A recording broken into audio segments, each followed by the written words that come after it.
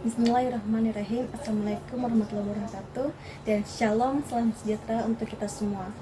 Perkenalkan, nama saya Nur Syamsia Jamhuri, bisa dipanggil Cia biar lebih akrab. Terima kasih atas kesempatannya, karena kami dari kelompok 1 menjadi kelompok pertama dalam tugas kelompok untuk membahas bahan bangunan modern, dan dalam hal ini saya membahas tentang bata ringan.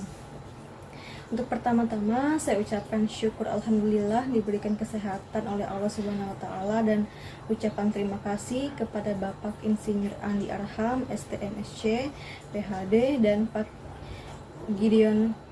Insinyur Gideon Trololo, STMSC, selaku dosen mata kuliah Teknologi Bahan Bangunan Lanjut untuk konsentrasi struktur.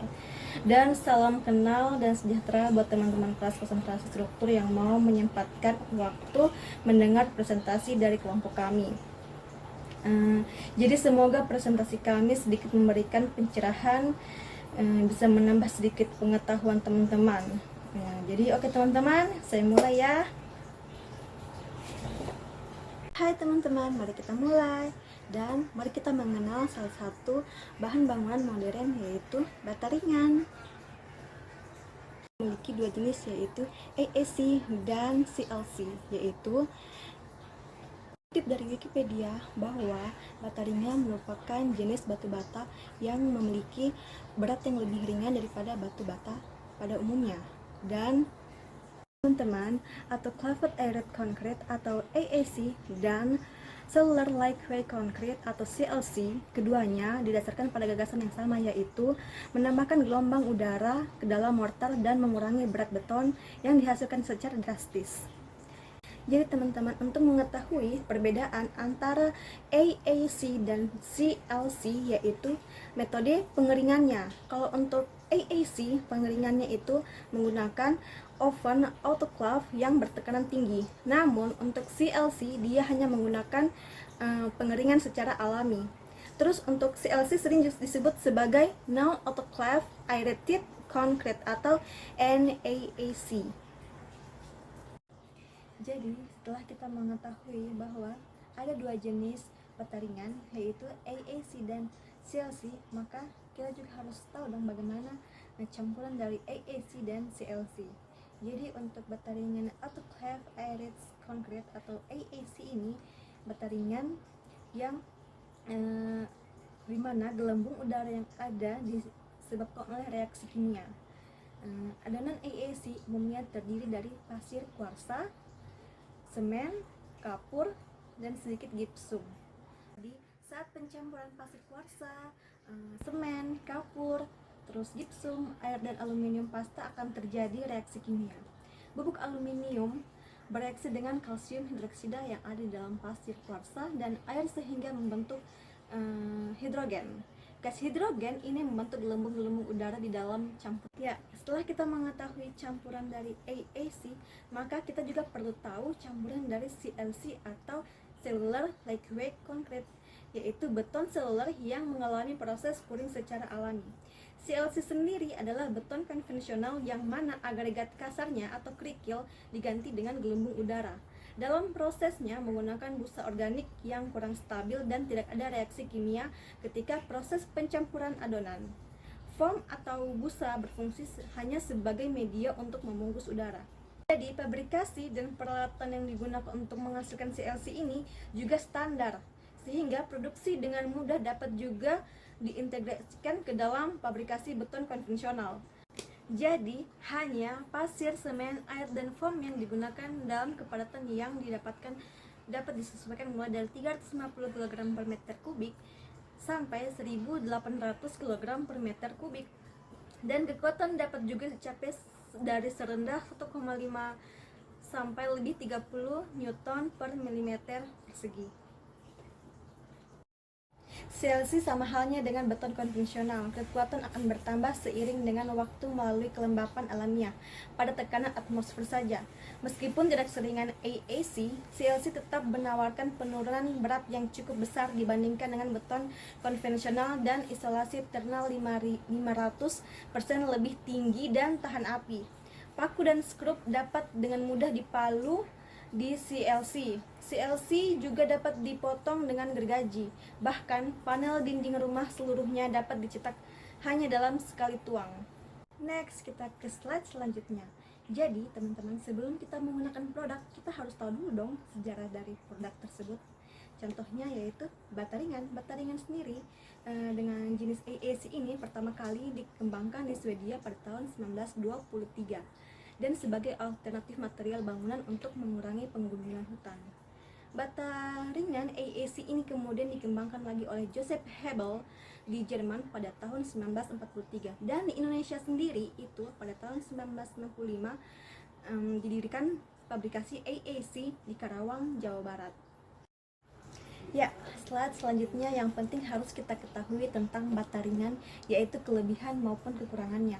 Ada beberapa kelebihan dari bata ringan. Yang pertama, balok AAC mudah dibentuk, sehingga dapat dengan cepat dan akurat dipotong atau dibentuk untuk memenuhi tuntutan dekorasi gedung. Alat yang digunakan pun sederhana, cukup menggunakan alat pertukangan kayu. Dan untuk slide selanjutnya,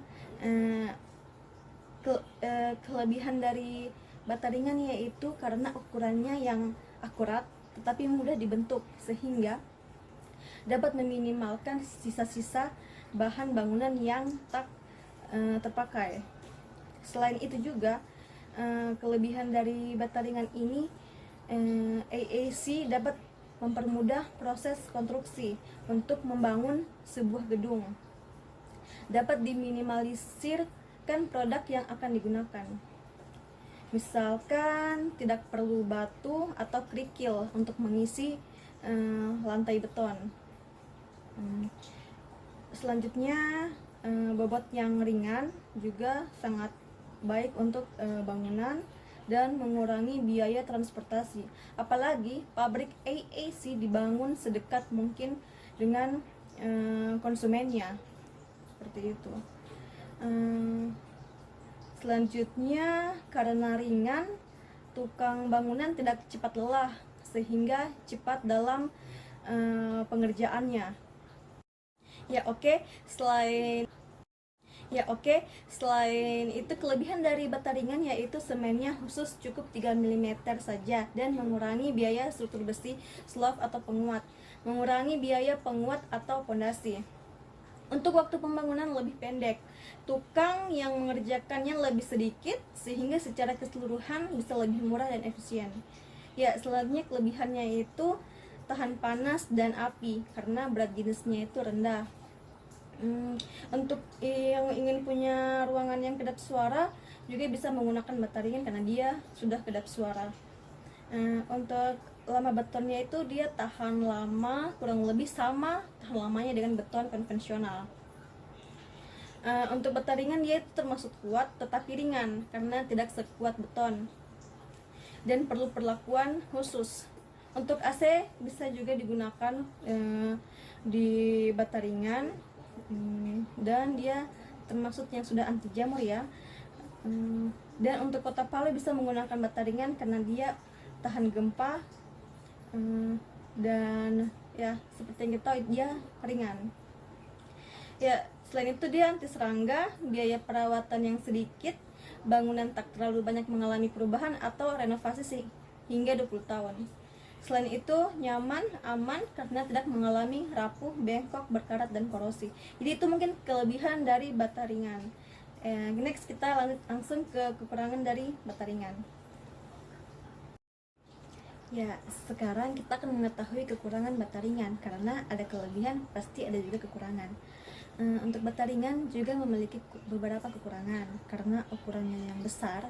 Untuk ukuran yang tanggung akan memakan waste yang cukup besar. Diperlukan keahlian tambahan untuk tukang yang akan memasangnya karena dampaknya berakibat pada waste yang membutuhkan pemasangan. Perekat yang digunakan harus sesuai dengan ketentuan produsennya. Umumnya adalah semen instan. Nilai kuat tekannya terbatas sehingga sangat tidak dianjurkan penggunaan untuk perkuatan atau struktural. Untuk harganya dia cenderung lebih mahal dari bata konvensional. Di pasaran beton ringan dalam bentuk bata dijual dalam volume kubik, sehingga dengan ukuran 60 cm dikali 20 cm dikali 10 cm per kubik, bata ringan terdiri dari 83 buah.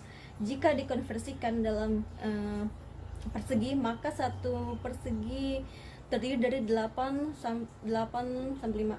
setengah buah. Harga per bata kurang lebih dari 8.000 sampai 9.000, sehingga harga per persegi itu Rp680.000, termasuk semen instan dan ongkos pasangnya. Jadi dia mungkin untuk dia punya kekurangan, dia lebih mahal dari bata konvensional. Alhamdulillahirrabbilalamin. Demikian akhir dari presentasi dari kelompok 1. Semoga bermanfaat untuk kita semua. Salam hangat dari saya dan rekan tim saya, Bapak Stanislaus. Tak lupa kami mengucapkan terima kasih kepada Bapak Insinyur Andi Arhan, STMSC, PhD, dan Bapak Insinyur Gedeon Toralo, STMSC, PhD, dan juga rekan-rekan mahasiswa konsentrasi struktur 2023. Semoga kita bertemu lagi di presentasi-presentasi berikutnya. Terima kasih.